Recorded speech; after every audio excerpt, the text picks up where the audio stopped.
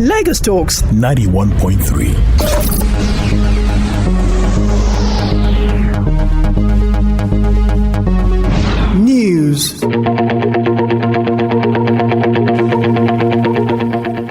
The federal government has declared Monday, October 3rd, as public holiday to mark the nation's 62nd independence anniversary. Interior Minister Rauf Aregbesola had made the announcement in a statement where he congratulated Nigerians on the celebration and also assured government's commitment to tackling the challenges facing the nation and to bring smiles to the faces of Nigerians. Aregbesola reiterated the eminent position of Nigeria in the Committee of Nations and the greatness ahead of the country if everyone works hard as a people. The Federal Executive Council FEC Wednesday approved 580.5 million for the procurement of 4 armored vehicles for the National Drug Law Enforcement Agency, the NDLEA, to fight dangerous and illicit drugs in the country. Minister of Justice and Attorney General of the Federation, Abubakar Malami, had said the decision to procure the vehicles is to encourage and safeguard the lives of the personnel who have been working very hard with impressive results being recorded. It is only logical that the criminals and criminal syndicate are now devising means inclusive of an attack on the personnel of the NDLEA. So it is with that in mind that a memo is presented seeking approval of the Council for the procurement of armored vehicle for the agency. The memo was taken, and at the end of the day, it was approved. Contract for the procurement of 14-seater model was approved. Correspondent Raliat Adeniko in Abuja reports that the Minister of Information and Culture, Lai Mohammed, who briefed on behalf of the Works Minister, said the Council also approved 27 billion for the reconstruction of the Idoani Road in Ondo State, linking Edo State with a completion period of 27 months. Contract is for the sum of 27 billion naira. It's awarded to Mothercare Limited, Mothercat Limited, and it has a completion period of 27 months. Also, the second phase of the Nigerian Sugar Master Plan, the NSMP, was approved by the Council. The House of Representatives has tasked the Federal Ministry of Works and Housing to include the reconstruction of the bridge connecting the Republic of Benin and Nigeria in next year's budget estimates. In a motion raised on the floor of the House by Honorable Mohammed Omar Bio, the House noted that including the community in the 2023 budget estimates will make for easy movement of people and transaction of business and services. Aware that on the 15th August 2022, there was a torrential rainfall which resulted in heavy floods, thus pulling down the only bridge connecting Republic of Benin and Nigeria, cutting away livestock worth millions of naira. With over 70 farmland was the way, cognizance of the need for urgent intervention by relevant agencies of government to reconstruct the bridge connecting Republic of Benin and Nigeria to ease the movement of goods and services. Urge the Federal Ministry of Works to include the reconstruction of the bridge connecting Republic of Benin and Nigeria in the 2023 budget estimates.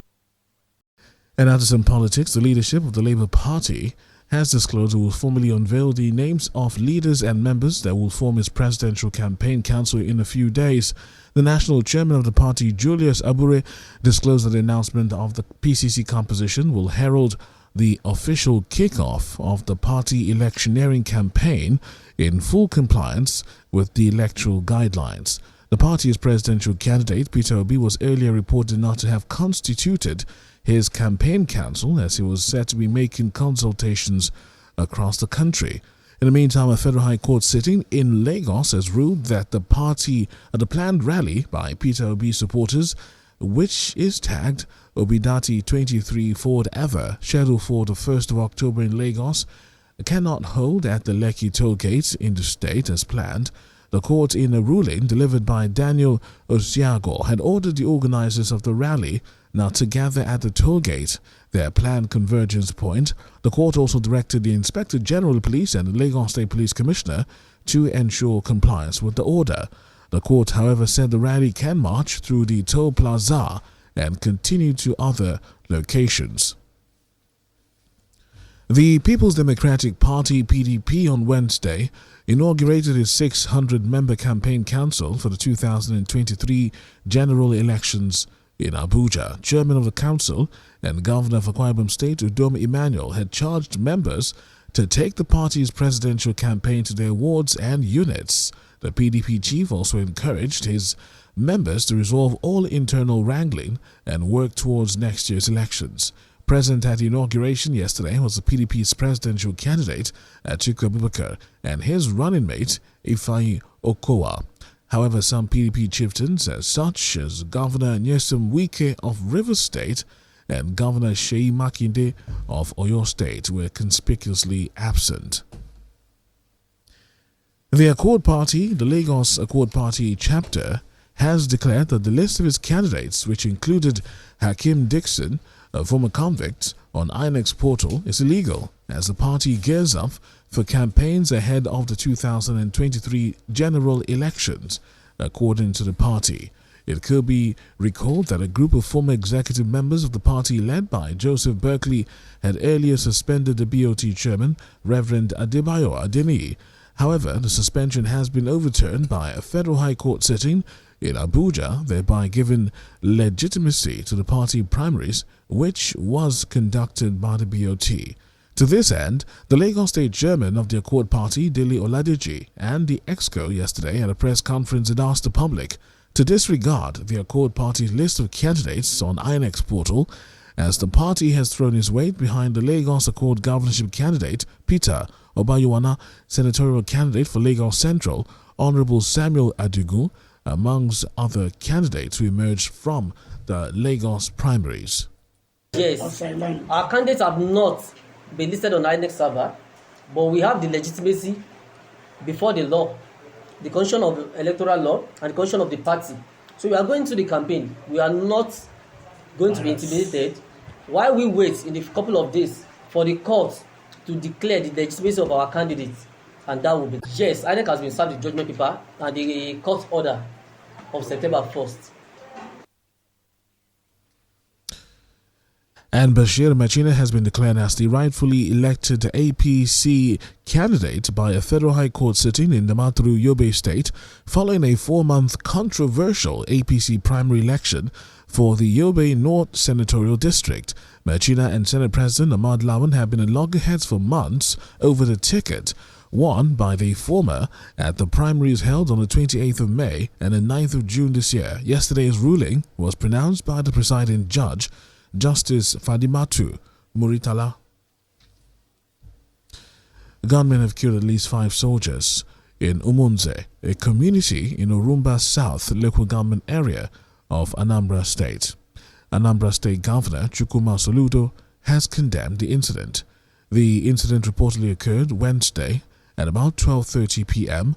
beside a branch of the Zenith Bank close to the popular Nkwo Umunze market in the area. The gunmen were said to have opened fire on the soldiers who were in an army-marked Sienna patrol vehicle, killing 5 in the attack. The military is yet to respond to the attack at the time of this report.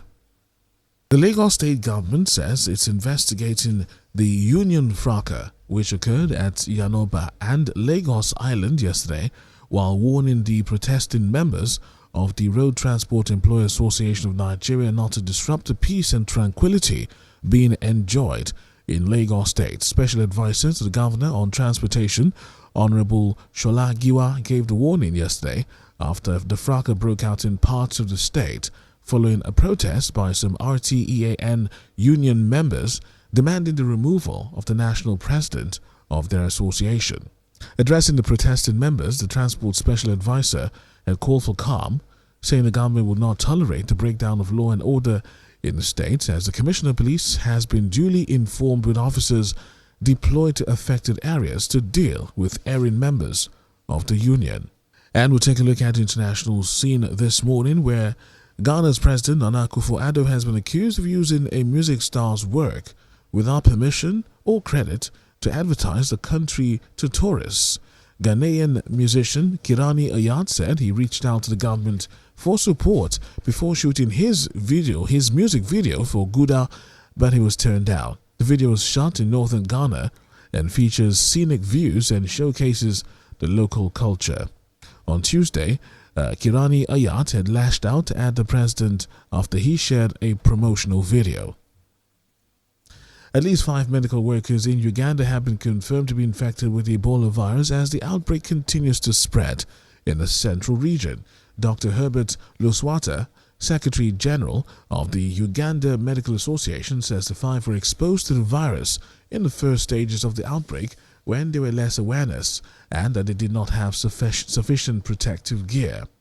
In a statement Tuesday this week, trainee medical workers at the Mubende Hospital had said they will strike until their working conditions improve.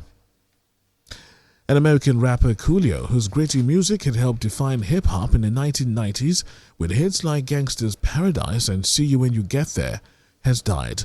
His manager, Jarvis Posey, said he was told that a 59-year-old West Coast rapper was found on the bathroom floor at a friend's house in Los Angeles, adding that attempts to resuscitate him had failed. Coolio, whose birth name was artist Leon Ivy Jr., won the Grammy for Best Rap Solo Performance in 1996 for Gangsta's Paradise. In business news, market indices from the Nigerian Exchange Limited Wednesday gained by 0.02%. Specifically, the market capitalization rose by 14 billion naira to close at 26.531 trillion naira, while the all-share index increased marginally by 10.25 basis points to close at 49,171.70. Consequently, the year-to-date return rose to 15.11%. Analysis of yesterday's market activities showed trade turnover settled lower relative to the previous session, with value of transactions decreasing by 25.36%. A total of 101.57 million shares valued at 1.20 billion naira were exchanged in 3,981 deals. And lastly, sports this morning, where Super Eagles head coach Jose Peseiro says he eagerly anticipates to see his team do battle with his native country, Portugal. The national team have a friendly lined up against Portugal, the former European champions, in Lisbon come the 17th of November. Peseiro stated that he hopes his players who are injured recover in time for the match, as he intends to choose the best players to execute the friendly. The match will be after the Super Eagles lost 2-1 to the Desert Foxes of Algeria in a friendly on Tuesday night. In the meantime, Super Eagles midfielder Alex Iwobi has questioned the officiating in Tuesday's friendly encounter. Lorian Ford's Terim Murphy had given the Eagles the lead after 9 minutes. Demola Lookman had a goal wrongly ruled out for offside in the first half. Algeria were then awarded a controversial penalty in the 40th minute, which was converted by Riyad Mahrez. And then Youssef Attal scored the winning goal 20 minutes from time. The center referee for that match was Tunisian Mahrez Maliki. Lagos Talks 91.3.